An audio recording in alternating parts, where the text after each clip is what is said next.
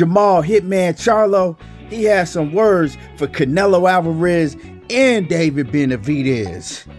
Play with your kids, don't play with me, cause I ain't the one. Before we get into this next video, make sure that you smash on my like button, hit my like button, subscribe to the channel if you're not already a subscriber, and make sure that you hit the bell icon so you get all of the notifications when I do videos like this. So recently, Jermall Charlo, he went on Instagram Live and fans was heckling him about David Benavidez and Canelo Alvarez. Now we know that Jermall Charlo and Canelo Alvarez's name have been linked to each other for a while now. When they was at 154 pounds, Jermall and Jermall Charlo's name was linked to Canelo Alvarez, right? At one point, Jermall Charlo and Jermall Charlo were both signed under Golden Boy Promotions the same time that Canelo Alvarez was signed under Golden Boy Promotions, right?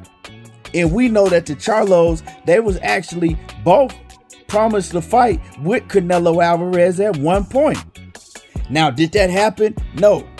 Now, Jermall Charlo, he eventually moved up to 160 pounds.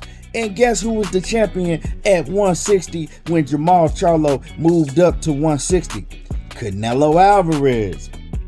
And when Jermall Charlo moved up, he immediately came Canelo Alvarez's mandatory at 160 for the WBC title.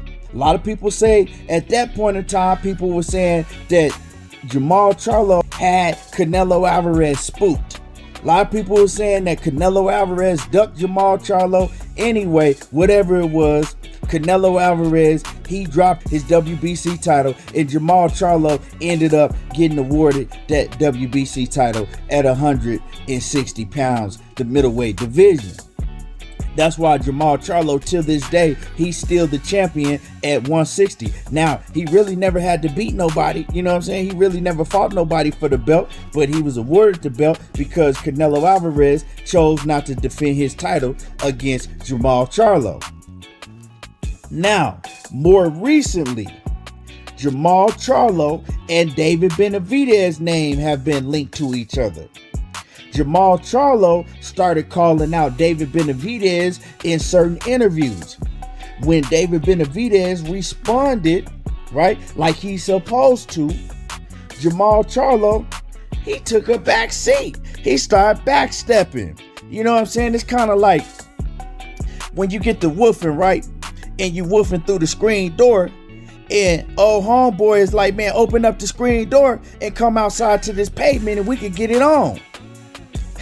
But homeboy don't want to open up the screen door, but he woofing through the steel. You know what I'm saying? He woofing through the screen door, but he won't get outside on that pavement.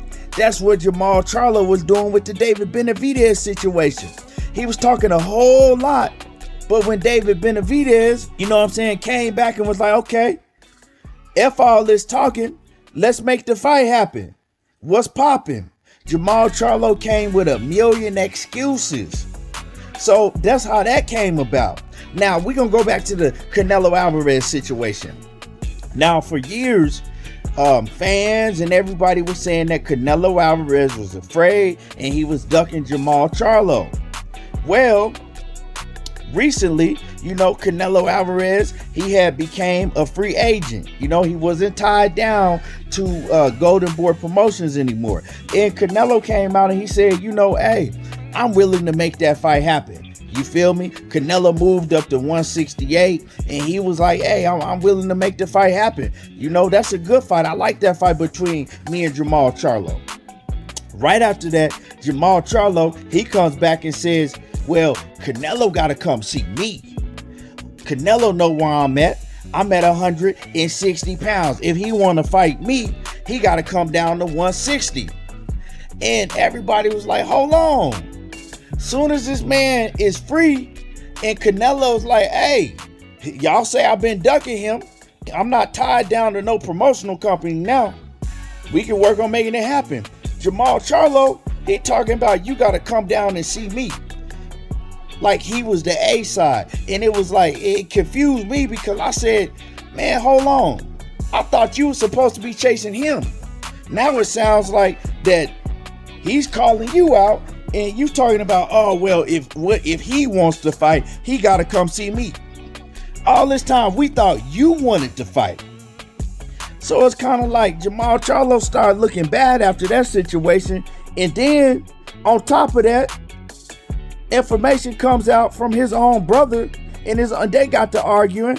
And Jermall Charlo was like, hey, Jermall, you turned down the Canelo fight. They offered you the Canelo fight and you turned it down. Then people was like, hold on. We thought it was Canelo Alvarez ducking, but Jermall Charlo turned down the Canelo Alvarez fight? Not only that, recently, an executive came out and gave specific details on how they offered Jermall Charlo. They offered him a Canelo Alvarez fight and he turned it down. Now, Jermall Charlo was trying to deny all of that, but his brother said, nah, it's true. They offered you a fight with Canelo and you turned it down. And then when Jermall Charlo had another chance to speak on it, he was acting like he ain't really want that smoke with Canelo. The man was talking about, you got to move down to 160 if you want to see me. Well, everybody know Canelo, he the big dog.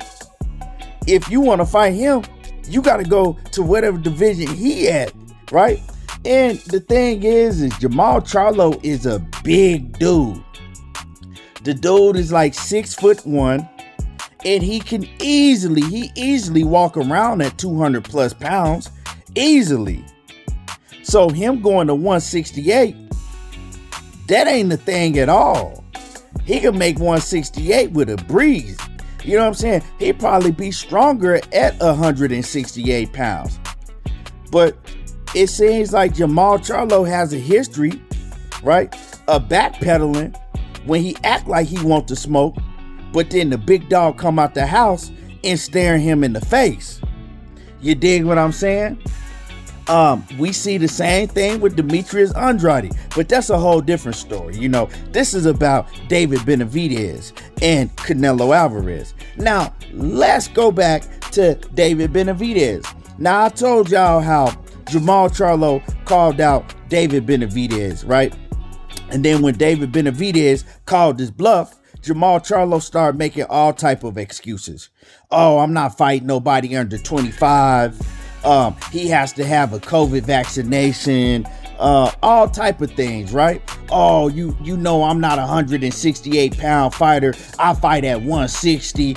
And so David Benavidez was like, okay, bet. I'll go down to 160 or we can agree on the catch weight. Jermall Charlo was quiet as a church mouse.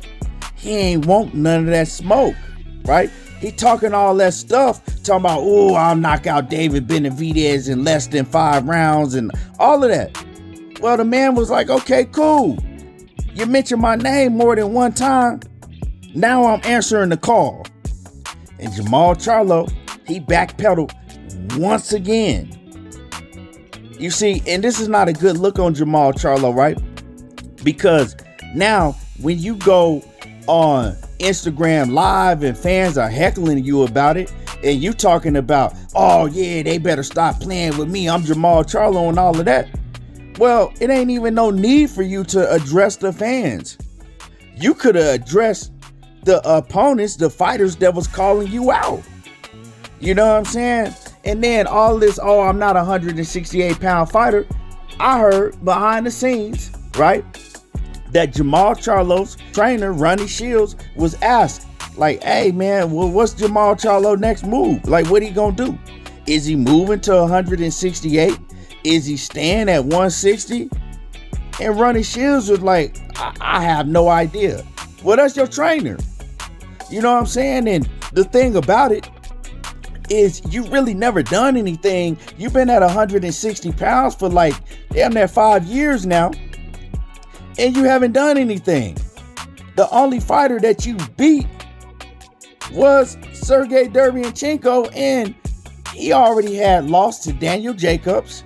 He had lost to Brian Castano in the Boxing Super Series.